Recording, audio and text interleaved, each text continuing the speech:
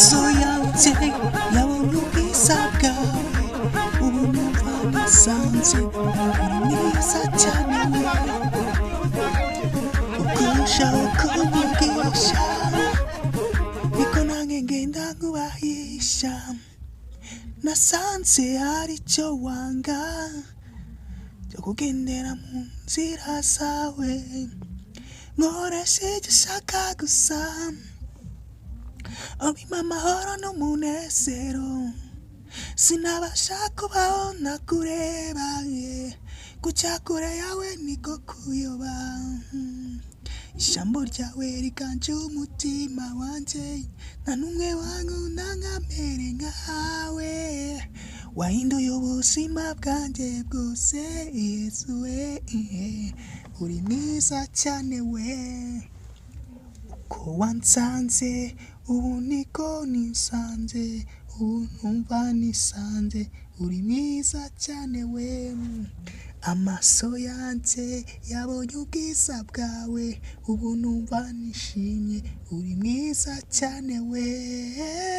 amaso yanjye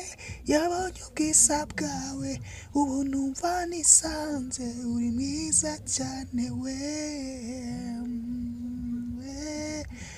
oh amaso yanjye yabonye ubwiza bwawe ubu numva nisanze uri mwiza cyane we amaso yanjye yabonye ubwiza bwawe ubu numva nisanze uri mwiza cyane we amaso yanjye yabonye ubwiza bwawe ubu numva nisanze uri mwiza cyane we amaso yanjye yabonye ubwiza bwawe ubu numva nisanze uri mwiza cyane we ndabashimiye cyane mwari muri kumwe na Karebu Ntizaduhana ndi umuramyi wa gospel nkunda kuramya Imana nkunda kuririmba indirimbo zo kuramya no guhimbaza Imana ziramfasha cyane mu buzima bwanjye bwose mbamo kuririmba indirimbo z'Imana ziramfasha cyane noneho ndagira ngo tuganire ku muhanzi by'umwihariko Meddy iyi ndirimbo se ishatse kuvuga iki ngo amaso ngo yahuye ngo n'Imana uyu muhanzi kuvuga ngo yabonye Imana cyangwa se ngo yahuye n'Imana ni ukuvuga ati guhura n'Imana bisobanura iki ni ukuvuga ati ni ukureka ni uguhinduka muri wowe guhinduka muri wowe ukareka ibyo wakoraga ugahinduka ukaba mushya niko bita guhura n'Imana guhura n'Imana ni ukuvuga ati umuntu inzira yagenderagamo ubu yaraziretse ari kugendera mu nzira nziza niko guhura n'Imana abantu benshi rero bibazaga se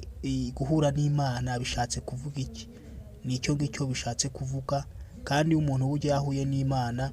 n'umureba wese aramubona ko uyu muntu yarahindutse hari byo ugenda ubona ukabona ko uyu muntu yahindutse haba mu kuvuga haba mu myitwarire ubona ko umuntu yahindutse niba nk'umuntu yarasanzwe nta kuragira ari umuntu w'umubeshyi noneho atangira kuzavugisha ukuri nicyo ikintu cya mbere kigushoboye kukugaragariza ko umuntu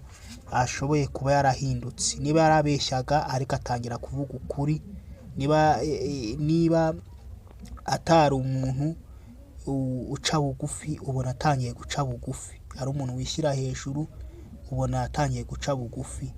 kandi hari n'abaca bugufi cyangwa se hari no utangira no kuzagira n'amagambo make ugasanga umuntu yavugaga amagambo menshi cyane yatangiye guca bugufi kwitonda kuko murabizi no muri Bibiliya birimo ko umukristo burya acisha make